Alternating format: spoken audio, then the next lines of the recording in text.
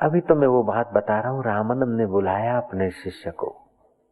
शिष्य ने कहा, गुरुदेव मैं भिक्षा लाया हूँ, जो चम्हारों को धीरधार करता है उस लोभी बनिया के सिवा और किसी घर के रसोई खाने में धुआं नहीं दिखा था, इसलिए मैं वहीं गया।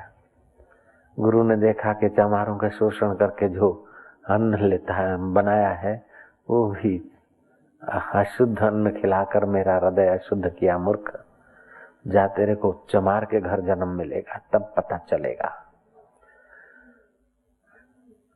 भगवान की एक ऐसी व्यवस्था होती है कि किसी भी जाति में बैठे हुए आदमी को ऐसा न लगे कि हम भगवान को नहीं पा सकते। जो होनी होती है वो महापुरुषों के द्वारा वरदान या श्राप के द्वारा भी कभी कभी प्रकट हुआ करती है। समय पाकर वो लड़का मर गया और काशी में रघु चमार के वहां उसका जन्म हुआ और उस लड़के का नाम रखा गया रहीदास। रहीदास को बचपन से ही गुरु भक्ति, गुरु कृपा, ईश्वर कृपा का प्रसाद, अगले जन्म में जो थोड़ा कुछ मिला था वो प्रकट होने लगा। रहीदास का मन संसारी विकारों में या व्यवहार में नहीं लगता था। रहीदास का मन भगवान राम के जप में, ध्यान में लगता था। अगले जन्म में भी राम नाम रटा था तो रहीदास सहज में ही राम राम रटने लगे। रहीदास की ऐसी उदासीन वृत्ति देखकर पिता रघु चमार को हुआ कि ये बेटा कहीं साधु बाबा न हो जाए, इसको मैरिज करा दे, शादी करा दे, क्योंकि काम सुख ऐसी भ्रांति पैदा कर देता है कि राम के सुख को बाद में पाएंगे, अभी तो यही भोगे। ऐसा बुद्धि भ्रष्ट कर देता है काम सुख। काम विकार ऐसा अनूठा है। रघु चमार ने काम सुख में गर्भकाव करने के लिए अपने प्यारे पुत्र को शादी करा दी। देखो पिता कितने दयालु होते हैं। जय श्री कृष्ण। मारो छोकलो भजन करे एना करता घरे रे, बहिरा साथे रे तो કેટલું સારું। राम सुख મળે તો મળે, ના મળે તો કઈ વાંધો નહીં, પણ મારો અહમ તો ઓછો ના થાય ને। છોકરો અમેરિકા ગયો, છાપામાં આપે, પણ છોકરો તપસ્યા કરવા ગયો તો ખૂણામાં રડે, કારણ કે લોકો કહેશે કે છોકરો સાધુ થઈ ગયો। કોઈનો છોકરો સાધુ થાય તો આપણે પગે લાગવા લાઈનમાં ઉભા રહીએ, પણ આપણો છોકરો સાધુ થતા હોઈએ તો અરે છોકરો બગડી ગયો। सुनो मेरे भाइयों, सुनो मेरे मितवा, कबीरो बिगड़ गयो रे। दही संग दूध बिगड़ो, मक्खन रूप भयो रे। कबीरो बिगड़ गयो रे। पारस संग भाई लोहा बिगड़ो, पारस संग भाई लोहा बिगड़ो। कंचन रूप भयो रे, कबीरो बिगड़ गयो रे। संतन संग दास कबीरो बिगड़ो, संतन संग दास कबीरो बिगड़ो। संत कबीर भयो रे, कबीरो बिगड़ गयो रे। सुनो मेरे भाइयों, सुनो मेरे मितवा, कबीरो बिगड़ गयो रे। आवा जे साधक थईने कोई बगड़ता होय तो हूँ कहूं छो बगड़ता, भले बगड़ता। नारायण नारायण कही दियो ने, नारायण नारायण। मैं कथा रोहिदास की कहूंगा। रोहिदास को शादी करा दी गई, लेकिन जिस पर गुरु की कृपा, भगवत कृपा, और जिस मन को एक बार भी विकारी सुख से परे भक्ति रस का सुख मिल जाता है, उसका मन संत हो जाता है। तन मरता है लेकिन मन का संतत्व नहीं मरता है। संत बीज पलटे नहीं, चाहे युग बीते अनंत। ऊंच नीच घर अवतरे, रहे संत को संत। तुम शिविर में जो फायदा उठा रहे हो, तन मन तंदुरुस्त कर रहे हो, पुण्य कमा रहे हो, लेकिन इतना नहीं, ये पुण्य और ये अनुभव अगर तुमने इसी जन्म में साक्षात्कार नहीं किया तो दूसरे जन्म में भी ये शिविर का अनुभव तुम्हारा पीछा नहीं छोड़ेगा। हाँ भांजे, जैसे पाप ने दुर्योधन का पीछा नहीं छोड़ा शाकुनी का, ऐसे ही साधना का अनुभव भी तुम्हारा पीछा नहीं छोड़ेंगे भांजे। नारायण नारायण।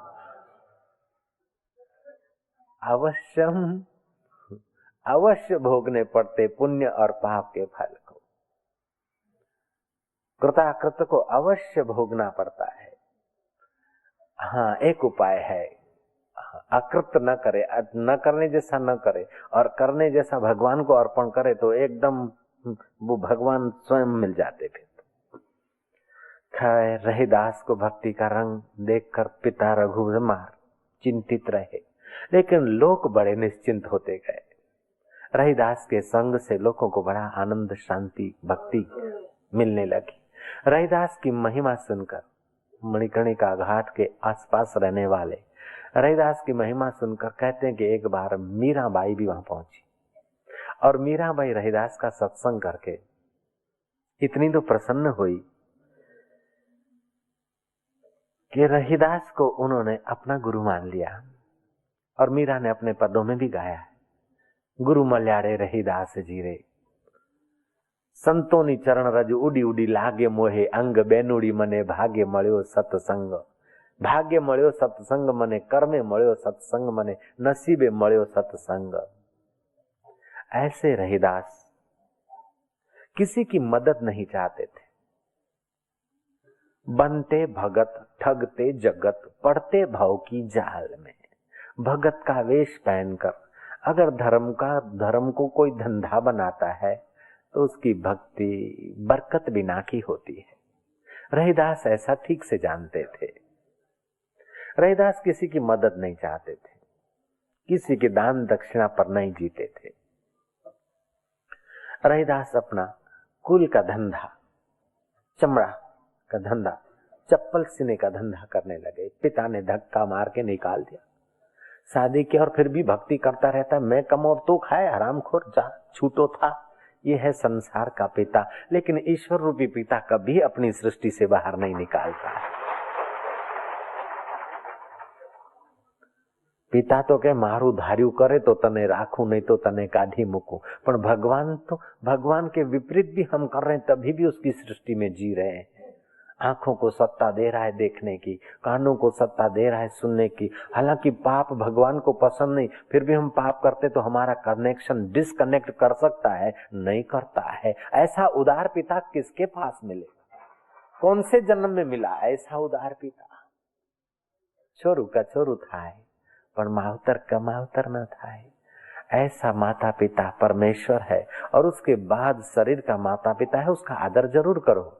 लेकिन परमेश्वर रूपी माता पिता को पाने में अगर बाहर का माता पिता विघ्न डालता है तो उसको 9 गज के नमस्कार करने की भी शास्त्र आज्ञा देता है। जय राम जी की बोलो। प्रहलाद ने पिता की आज्ञा, ईश्वर भक्ति से वंचित करने की आज्ञा नहीं मानी। और आसुमल नाम का एक लड़का था, उसकी माँ ने कहा कि तुम भूलो बधे भी दूं बधूं, माँ बाप ने भूलशो नहीं। उस सिद्धांत को मानते और बचपन से मेरे पैर छूते और पैर चंपी करते हो, तो मैं तुमको आज्ञा करती हूँ कि मोटेरा में जो ईंटें उतरवाई है तुम्हारे भगत ने, मना कर दो, मणिनगर के घर में रहो और भाई को मदद करो। 2 ही भाई हो, वो बेचारा बड़ा भाई रोता है, मेरी आज्ञा का पालन करो। वासुमल नाम के लड़के ने कहा, माँ ये तुम्हारी आज्ञा नहीं, मोह की आज्ञा है, तुम्हारे पास ही रखो, मैं तो यहीं रहूंगा। और फिर उसकी माँ भी वहां रहने लगी। अब उसकी माँ को वो लड़का पूछता कि कैसी थी तुम्हारी आज्ञा? बोले भूल थी महाराज। नारायण नारायण कही दो ना, नारायण नारायण।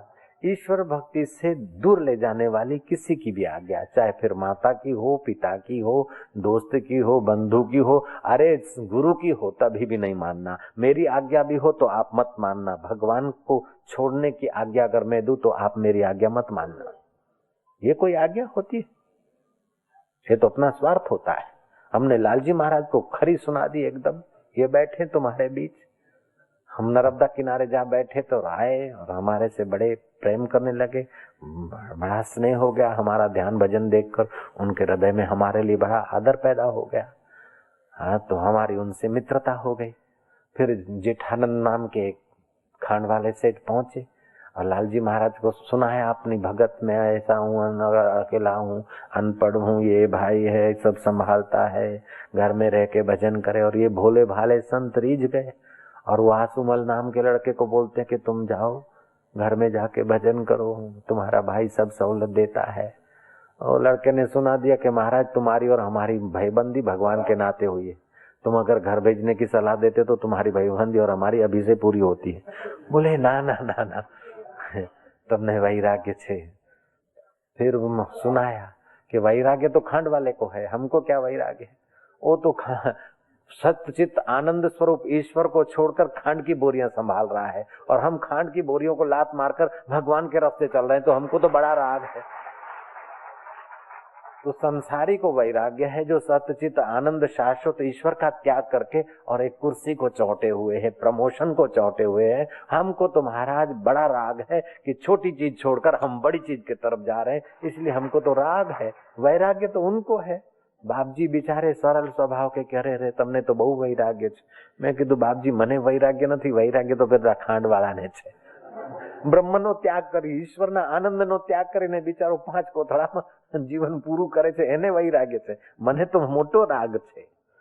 જય શ્રી કૃષ્ણ। સાચી વાત છે, જય શ્રી કૃષ્ણ। ઓહો તો કોબર્યું, આવું શું કરો? ઓહો બાપજી ખૂબ વહાલ કરે, મને ખૂબ વહાલ કરે। આમ જોઈ રે મનથી તો ઓમે કરે ખૂબ, જો જો ઓમ ઓમ ઓમ ખૂબ વહાલ કરે। નારાયણ નારાયણ નારાયણ કહી દો ને, આવું શું કરો છો? નારાયણ નારાયણ નારાયણ। કાકા તમે આમ કરો, નારાયણ નારાયણ। तो महाराज रहीदास को धक्का मार के निकाल दिया। रहीदास तो करने लगे वही अपना कुल धर्म के अनुसार, गुजारे के लिए जूता सी लेते थे, चप्पल सी लेते थे, गुजारा हो जाता था। सादा सीधा जीवन, बहुत आवश्यकता है नहीं।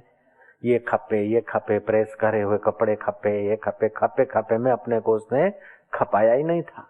रूखी भली सुखी भली सारी से संताप, जो चाहेगा चौपड़ी तो बहुत करेगा पाप।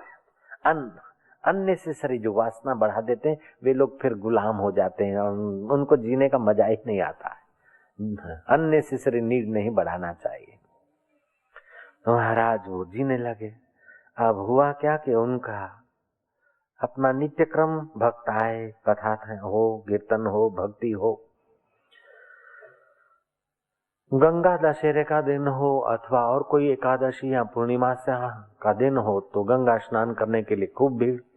कोई लोग टांगे से आए तो कोई बैलगाड़ी से आए तो कोई एक्के से आए तो कुछ लोग पैदल आए और गंगा किनारे घाट पर खूब भीड़। और भीड़ में धंधा अच्छा चले तो अमुक जगह पर इन्होंने भी अपनी वो लगाई थी छोटी सी फुटपाथ पे दुकान चप्पल सीने की। और भीड़ जोरों की थी और उस भीड़ में एक कृपाशंकर नाम का पंडित भी पहुंचा गंगा नहाने को। पंडित ने देखा कि काफी भीड़ और गर्मी में आया हूँ, गरम गरम शरीर एकदम ठंडे पानी में गोता मारना हित करना ही है, जरा स्नान करके लोग चले जाएं, भीड़ कम हो और दम ले लूं, फिर स्नान करूंगा। तो वो वहीं खड़ा हो गया जहाँ रहीदास अपना जूता चप्पल सीने का गुजारा करने के लिए पीढ़ी लगाया हुआ था, अपनी छोटी मोटी वो खुमची लगाया हुआ था। उस कृपाशंकर की नजर पड़ गई, रहीदास चप्पल सी रहा है। देखा कि चप्पल मेरी फटी है, क्यों ना इतनी देर में चप्पल सिलवा लो। रहीदास के और दोनों पैर की चप्पल उतार के फेंकी, है क्षमा ये सीधे जरा। लेकिन रहीदास के चित्त में शोभ नहीं होता है, क्योंकि वो समता का प्रसाद पाया हुआ है। ऐसा चप्पल सीने वाला एक पुरुष मेरे को भी मिला था, मैं उसका दर्शन करने गया था, सच्ची बात बताता हूँ। कप्पड़वंज में मिला था मुझे, किसी ने बताया कि फलाना पुरुष है और जूता सी के गुजारा करता है, लेकिन अंदर की समझ, आत्मा परमात्मा की समझ अच्छी है। मैं क्या अच्छी है तो चलो। बोले बापू आप तो सत्संग करते हैं, आप भी क्या कम है? मैं क्या कम नहीं, तो फिर जाने से कम होंगे क्या? ऐसे पुरुष से मिलने से कम हो जाएंगे क्या? चलो, लोग ऐसा बोलेंगे कि बापू चप्पल सिबड़ा वाला पास ज्ञान लेवा गया था, इतना ही बोलेंगे, कोई बात नहीं। तो हम उसके दर्शन करने गए थे, फिर परखने भी गए थे कि कैसा है, लेकिन वो आदमी सही मिला था। उसकी आंखों में झांका हमने, उसकी वाणी से हमने महसूस किया कि आदमी जगा हुआ है। उसने भी हमारा खूब सम्मान किया, हमने भी उसको खूब स्नेह से मान से देखा था। आज से 23-24 साल पहले की बात होगी, यह आश्रम पैदा नहीं हुआ था तब की बात है। नारायण नारायण नारायण। રાખું છું જરાય છાનું તમારાથી, અને તમે બધું છોનું રાખો છો। जय श्री कृष्ण। महाराज चप्पल दे दिया, वो चप्पल सीधा जाता है। कृपा शंकर पंडित थे, कबीर की साखी सुना दूं। कम पंडित और मसालची दोनों बूझे नाई, औरों को उजाला करे आप अंधेरे माई। पंडित, तथाकथित पंडित, विद्या पढ़ पढ़ के अंदर का रस नहीं। पंडित और मसालची दोनों बूझे नाई, औरों को उजाला करे आप अंधेरे माई। पंडित पंडिताई करके औरों को तो कथा सुनाए, लेकिन आप और मशालची मशाल लेके उजाला दूसरे को करे, लेकिन आप मशाल के नीचे दीवा हेठड़ अंधारू के। अरे आज तो फलाना दिन है, गंगा नहाया? तो बोले नहीं मैं तो नहीं गंगा नहाया। है तेरे की चमात, तेरे भाग्य में कहाँ रहे गंगा नहाना। अब उसको पता नहीं कि गंगा उससे पवित्र हो रही है। कृपा शंकर को पता नहीं कि रहीदास से गंगा पवित्र हो रही है, गंगा रहीदास से कृपा पा रही है, उसको पता नहीं पंडित को। ब्रह्मवेता की निगाहों से गंगा कृपा पा सकती, ऐसा होता है आत्मवेता। जिसने आत्मरस पाया है वो, उसकी ऊंचाई तो क्या बयान किया जाए। कृपा शंकर बोलते हैं कि गंगा नहाए? बोले नहीं। अच्छा चप्पल सी ले, वक्त मिले तो गोता मार लेना। जिंदगी भर ऐसे ही गंवाई, ऐसे ही गंवार के गंवार मूर्ख। ऐसे लोगों के कारण तो धरती पर भार बढ़ गया, ये अकाल पड़ रहा है, पता है? नहा लेना मूर्ख गधे। शिखामण आपता थई गया पंडित। फिर भी रहीदास के चित्त में शोभ नहीं हुआ है। रहीदास की सहन शक्ति और पंडित के लिए रहीदास ने 2 मीठे शब्द कहे कि पंडित जी मैं तो नहीं आ सकता, ये सब फैला हुआ है, आप ही मुझ पर कृपा कीजिए कि मैं गंगा माता के लिए आपको दूंगा, आप अर्पण करना आज के दिन। पंडित जी का रुख बदला, चप्पल तो सी गई, सी ली। पंडित जी पैसा देने जा रहे थे। रहीदास बोलता कि पैसा? आप जैसे विद्वान पंडित की सेवा इस चमार को मिल जाए, इससे बढ़कर और मेरा पुरस्कार क्या हो सकता है? पंडित का हृदय और पिघला कि बोले शाबाश है दोस्त, तू कुछ तो जानता है, एकदम गंवार नहीं है। पंडितों का आदर करता है, इतना तो भगवान ने अकल दी, इतना तो पुण्य आत्मा है। रहीदास के सामने कठौती पड़ी थी, चमड़ा भिगा भिगा के जो सिया जाता। रहीदास ने बात बात में कह दिया कि महाराज जी मैं तो ऐसा मानता हूं कि मन चंगा तो कठौती में गंगा। वो चमड़ा डुबाने का जो कठौती थी उसी में गंगा। ऐसा करके रहीदास एक सुपारी निकाला अपने किसी बक्से और उसी कठौती में धोके सुपारी पकड़ा दी पंडित को। बोले आप गंगा जी को अर्पण करना, और इतना जरूर कहना कि रहीदास ने अर्पण किया है, स्वीकार कर लो। कथा कहती है कि पंडित जब बीच गंगा गए, गोते गोते मार के याद आया, सुपारी निकाली अपनी वहां से, और फिर गंगा जी को कहते गंगा माई, और रहीदास चमार है ना, उसी ने अर्पण किया है, ले ले मां। जो ही सुपारी डालने को जाता है तो गंगा साकार रूप में प्रकट हो गई। हर देव के 3 शरीर होते हैं, जैसे सूर्य नारायण है ना, तो हो इतना आग फेंक रहे हैं, इतना इतना गर्मी फेंक रहे हैं कि हमको जो अगर पूरी गर्मी तो क्या वहां से गर्मी चलती है उसका 10वां हिस्सा भी इधर धरती पे आए तो हम लोग जी नहीं सकते। इतनी सारी आग, इतनी गर्मी फेंकता, ये उनका आदि भौतिक स्वरूप है। दूसरा उनका आदि दैविक स्वरूप होता है और तीसरा इनका आध्यात्मिक रूप होता है। ऐसे गंगा जो बहती है उसका आदि भौतिक स्वरूप है, फिर आदि दैविक स्वरूप होता है और तत्व रूप से आदि आध्यात्मिक स्वरूप होता है। तो आदि भौतिक, आदि दैविक और आध्यात्मिक। तो आदि दैविक स्वरूप से गंगा प्रकट हुई और एक कंगन दे दिया।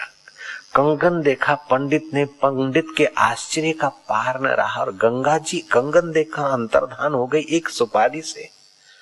वाह!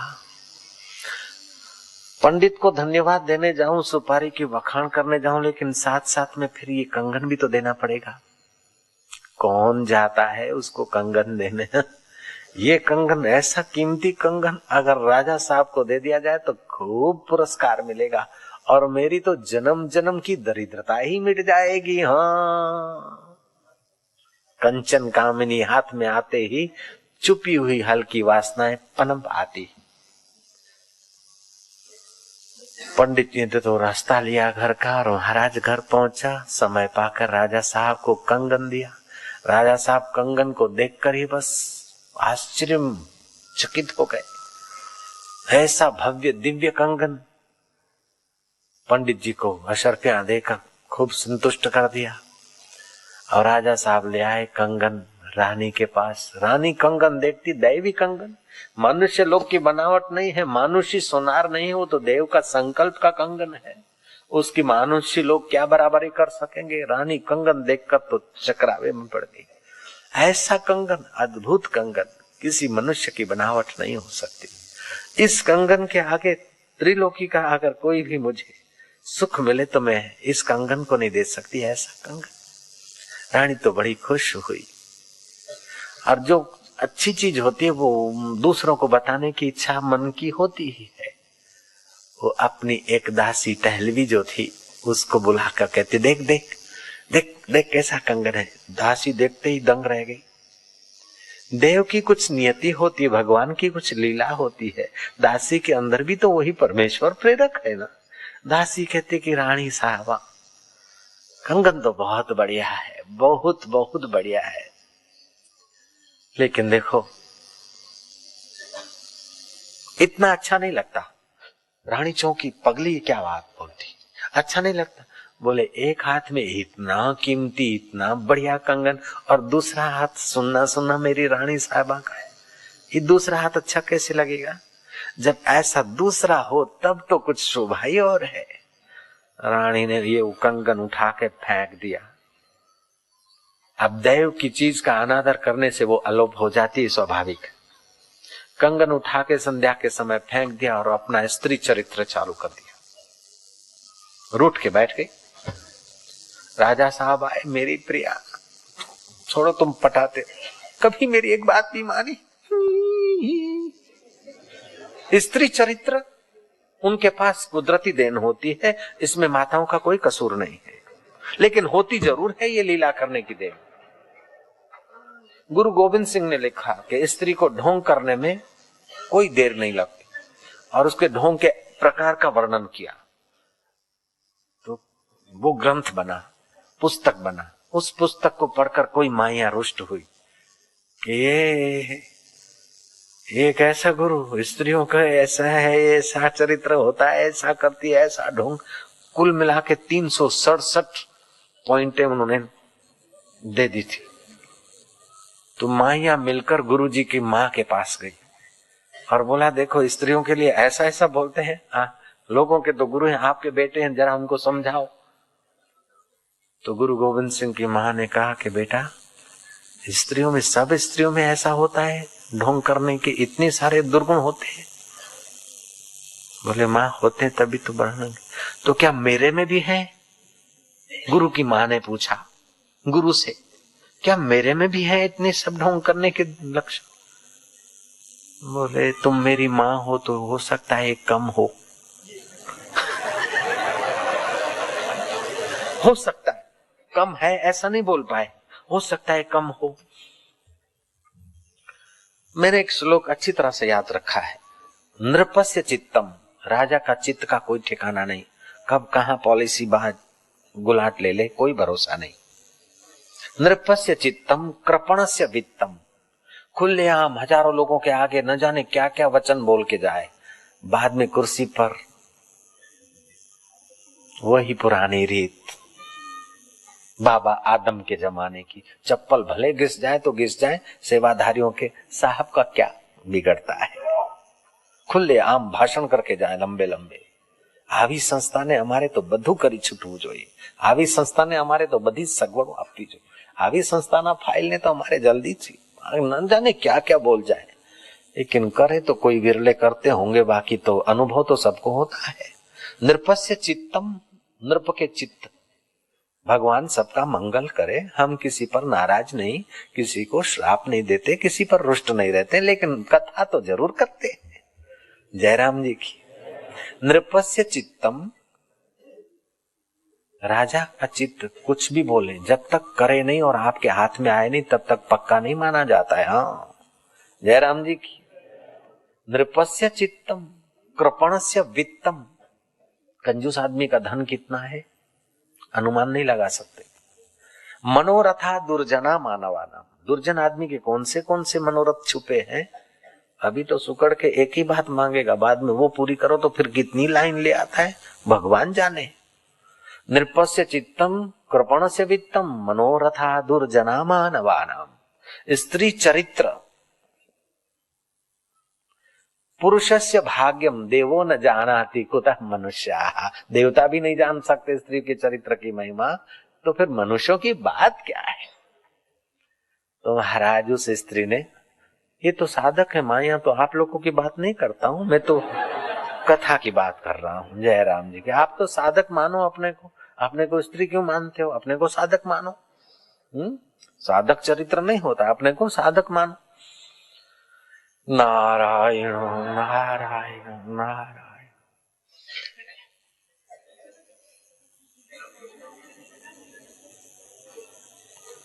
सत्य बोलने में संकोच नहीं, लेकिन सत्य ऐसा मधुर हो कि किसी का दिल दुखे नहीं। जयराम जी की। नारायण नारायण नारायण। सत्यम वद हितम वद प्रियम वद, हितकर हो प्रिय हो। तो इस सत्य से भाई लोग ये जान ले कि कभी देरानी बोल दे या कभी जेठानी बोल दे तो भाई भाई में लड़ मर के अलग चूल्हा करने की बेवकूफी नहीं करनी चाहिए। પેલાનું બૈરું પેલાને ઓમ તેમ કરશે, પેલાનું બૈરું પેલાને ઓમ તેમ કરશે, ઘરમાં દે હોળી, પછી કે પૂરું થતું નથી, હવે બે ત્રણ ત્રણ ચૂલા કરો તો છે પૂરું થાય, ભેગું સેગું હોય તો જરા ચાલે ખરું થોડું, ઓવા તો કહી દો। નારાયણ નારાયણ નારાયણ। કાકા તમે આમ ઠમઠમ કરો ને થોડું જરા, લાલજી મહારાજ ને કહો અમારા બાપુ કેવા છે, આમ જરા ઠમકી મારે।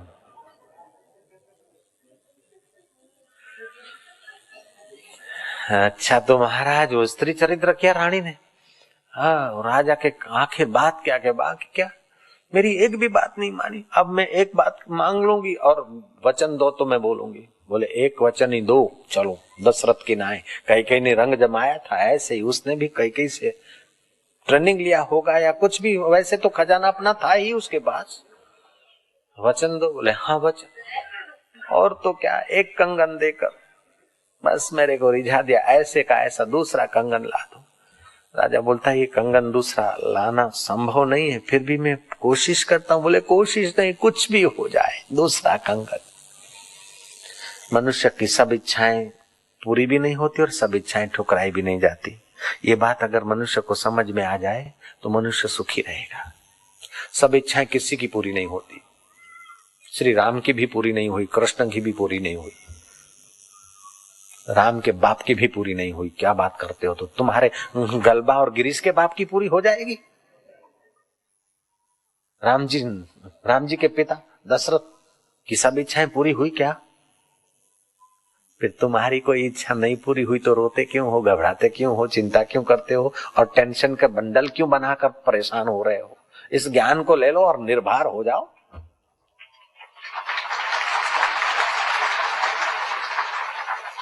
शिव जी की भी सब इच्छाएं पूरी नहीं होती और पार्वती की भी सब इच्छाएं पूरी नहीं होती। बोलो क्या बात करते हो तुम?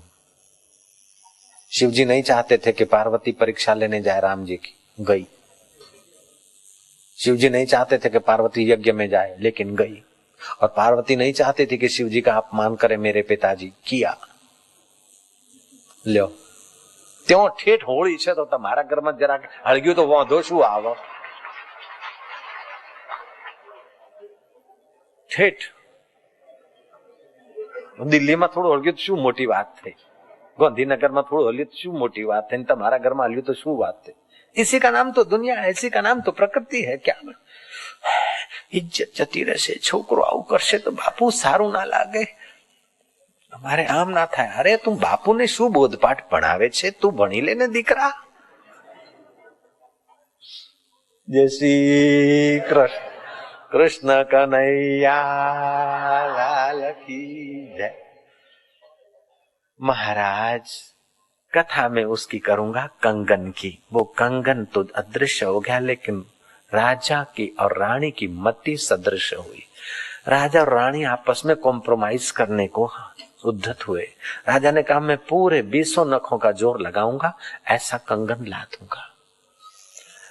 दूसरा दिन हुआ, राजा ने उस पंडित को बुलाया, चाहे जितना धन चाहिए ले जा, लेकिन ये दूसरा कंगन ला दे, हमारे घर में बड़ा गड़बड़ हो गया है, कुछ भी कर। हे कृपा शंकर, मैं सम्राट हूं, आज तक तो तुम मेरी कृपा चाहते थे। कृपा शंकर, आज मैं तुम्हारी कृपा चाहता हूं, क्योंकि लेडी की कृपा जिसके खोपड़ी में घुस गई वो न जाने कितनों की कृपा मांगता फिरेगा बेचारा। मैं इस कथा में नई कथा जोड़ूंगा। जोड़ दूं। एक जवान जा रहा है, उसके पैर धरती से 1 फुट ऊपर चलते हैं, बड़े शान शौकत से जा रहा है, चेहरे पर ब्रह्मचर्य का तेज है, आंखें बड़ी बड़ी सुंदर, बस मानो उसकी खुशी का कोई ठिकाना ही नहीं। हाथ में एक शानदार कवर है और कवर से सुगंध निकल रही है। उस कवर में एक चिट्ठी है, जा रहा है एक अपनी प्रेयसी को देने को कि तुम्हारा हमारा कुछ दिनों से जो प्यार था, तुम्हारे माँ बाप चाहते थे और मेरे माँ बाप नहीं मानते थे, मैंने उनको मना लिया है, तेरी मेरी शादी पक्की है। उस कवर में इतना ही लिखा था। उस जवान की समय पाकर बड़े धाम धूम से लड़की का पक्ष और लड़के का पक्ष दोनों राजी हो गए थे। बड़ी धाम धूम से शादी हुई। लवर लवरी की बड़ी धाम धूम से ऑफिशियली शादी हो गई, लेकिन वहां संयम और धर्म तो था नहीं। कुछ ही दिनों में उनका खर्चाल स्वभाव देखकर माँ बाप ने उनको अलग कर दिया। अब बेचारा लवर जो कमाए उसी से गुजारा करे। एक छोटा सा कमरा लिया और मिस्टर और मिसिस रहने लगे। एक बच्चा हो गया 1.5 साल में, दूसरा बच्चा हुआ 2 साल बीतने में, 3.5 साल, 4 साल, 5 साल में 2 बच्चे के माई बाप बन गए। ठीक है, ये तुम्हारी लगती झुकती कहानी है। फिर उस जवान को देखो जो आसमान से बातें करता हुआ जा रहा था 5 वर्ष पहले। धरती पर पैर नहीं जमता था, ऐसा मस्ती से जाने वाला जवान उसी सड़क से गुजर रहा है, लेकिन अब उसके हाथ में वो सुगंधीदार कवर नहीं है, उसके हाथ में केरोसिन का डब्बा है।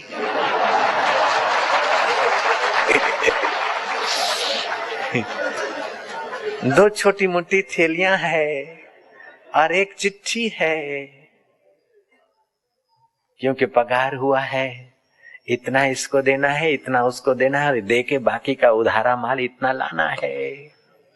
बाल खुले हुए हैं, जूता फटा हुआ है, कपड़े कंगालत की खबर दे रहे हैं, और डाचा तो एकदम बैठा हुआ है सेक्स के कारण। डाचू બેસી ગયું છે આંખો અંદર જતી રહી છે અને ગઢપણ જાણે એના यौवन ઉપર नृत्य करતું હોય, बुढ़ापा मानो उसके यौवन पर नृत्य करता हो। वो बेचारा कंगालों की अदा से उसी सड़क से गुजर रहा है। केरोसिन का छोटा डब्बा है, डालडा लाने का 1 किलो का डब्बा है थैली में, थैली के बाहर केरोसिन का वो छोटा सा डब्बा है, 2 लीटर लाए वो सा डब्बा है, और हाथ में चिट्ठी है, 2 सेर आटा, 1 सेर चावल, आधा सेर मूंग की दाल और आधा किलो नमक, अब 1 किलो गुड़, 1 किलो गुड़, और फिर भी कुछ लिखा हुआ होगा, बाकी का तुम मन से पढ़ लेना। लेकिन दुर्दशा उसकी बेचारे की यही थी।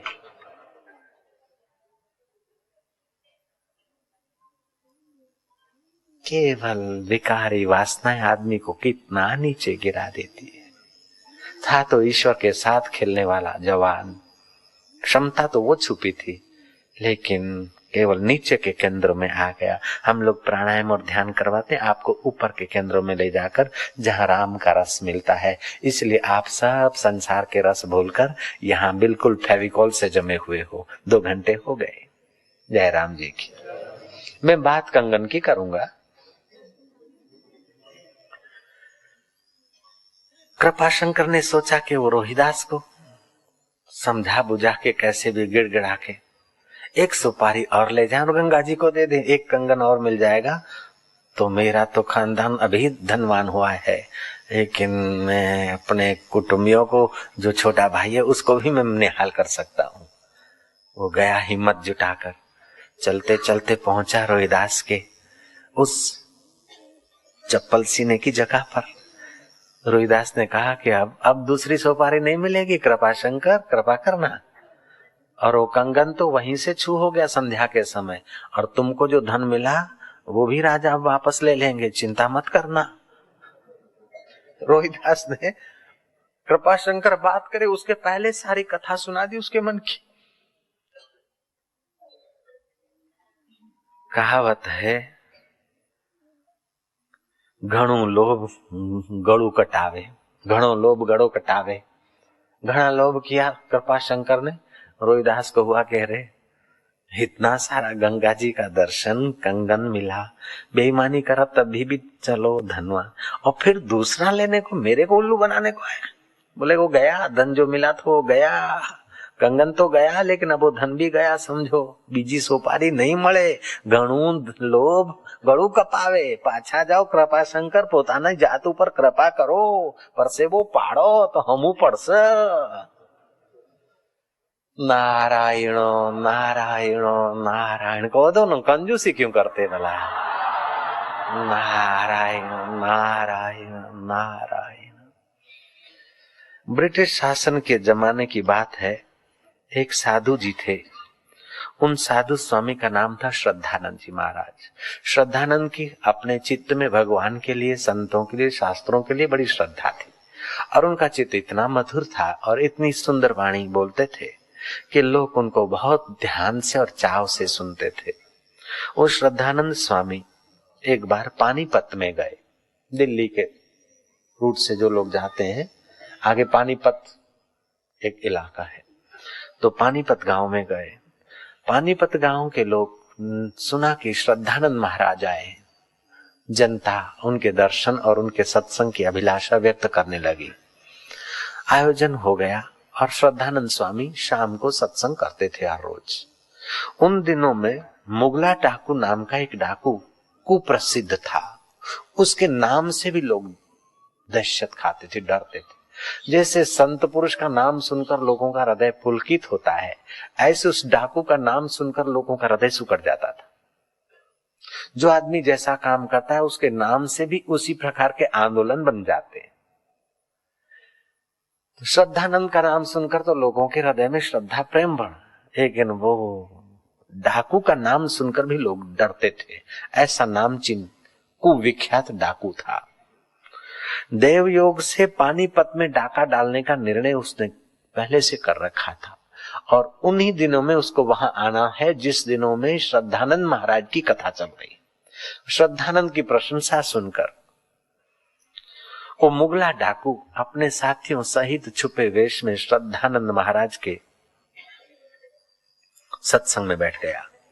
देव योग से श्रद्धानंद महाराज ने उस दिन उसी विषय को छेड़ा, कर्म सिद्धांत को।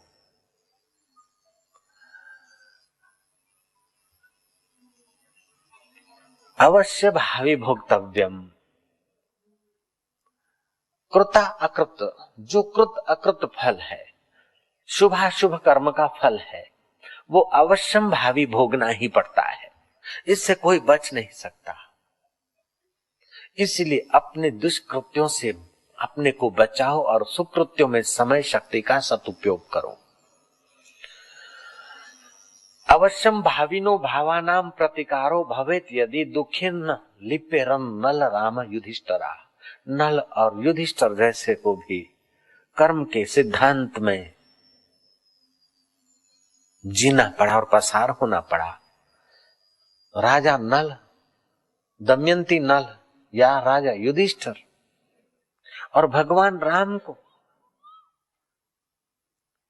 वो भी एक कथा है कि नारद जी को बंदर जैसा रूप दिया था और नारद ने श्राप दिया था कि मेरे को बंदर जैसा रूप देकर विश्व सुंदरी तुम हर देते हो, तुम्हारी भी कोई सुंदरी हर लेगा और बंदर ही तुमको सहयोग करेंगे। और राम जी को भी वहां से गुजरना पड़ा, उसी नियम से गुजरना पड़ा।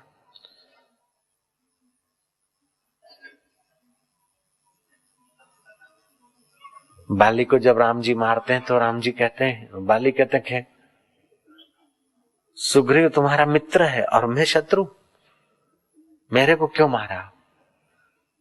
राम जी कहते कि तुम दूसरा कोई उपाय नहीं था छुप के मारने के सिवाय, क्योंकि जो तुम्हारे सामने आता है आदि शक्ति उसकी तुम्हारे पास आ जाती, और तुम अपने छोटे भ्राता की पत्नी के साथ दुर्व्यवहार करते हो, इसलिए तुम अपराधी हो, और मैंने तुमको छुप के मारा है तो तुम भी कभी मार लेना।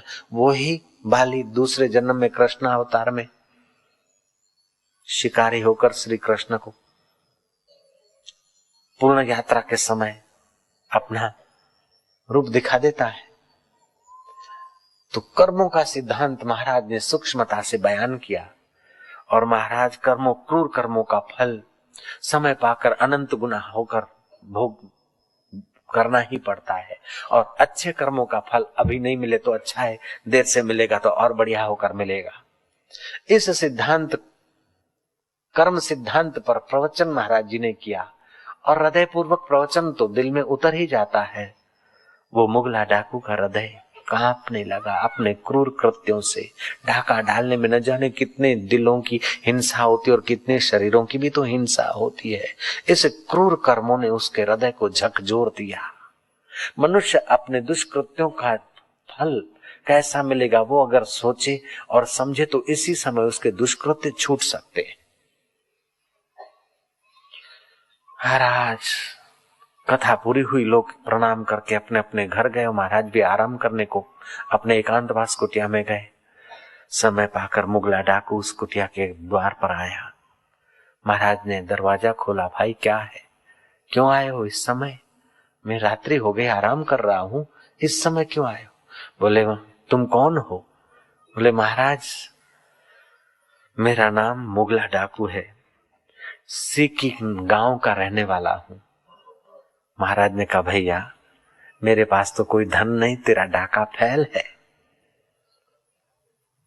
मेरे पास कोई धन है नहीं यहाँ।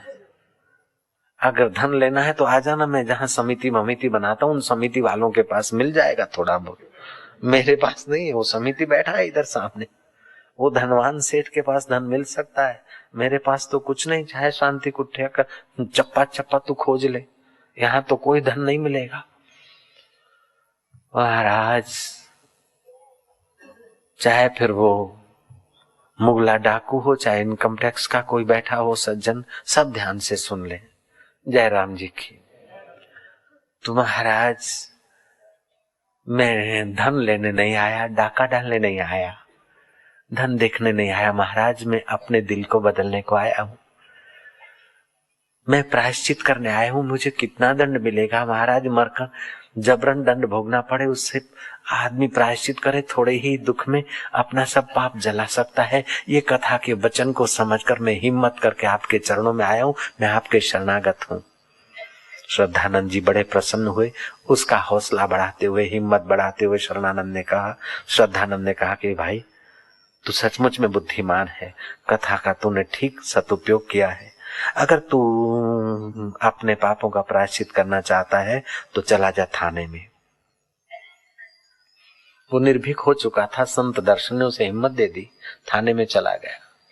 संतरी ने कहा कौन हो, क्यों आए हो? बोले मैं मुगला डाकू। संतरी 2 कदम पीछे हटा गए, हैं मुगला डाकू? बोले क्यों आए हो यहाँ? यहाँ आया हूँ गिरफ्तारी देने को।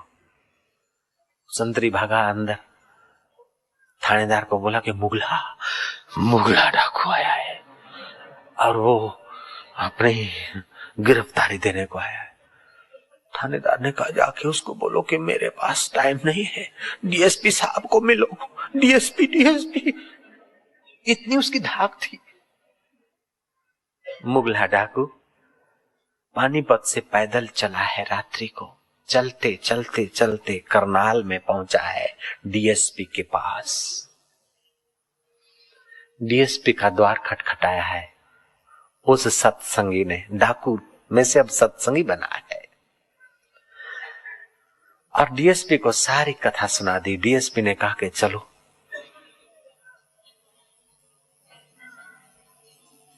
मेरे साथ, तुम रूबरू चलो, जहां सरेंडर होना चाहिए वहीं चलते हैं अपन। राजपाल के पास पहुंच गए और राजपाल को पूरी कथा सुना दी। सत्य में बड़ी शक्ति होती है और अपने पाप का प्रायश्चित करने से पाप जल जाते और आदमी पुण्यात्मा होने लगता है, और पुण्यात्मा का प्रभाव भी कुछ पुण्यमय पड़ता है। पापी का प्रभाव ऐसा ही पड़ता है कि सामने वाला हमको नोच दे, और पुण्य का प्रभाव ऐसा पड़ता है कि सामने वाला हमको मदद रूप हो जाए। आदमी का अंतर आत्मा बड़ा काम करता है।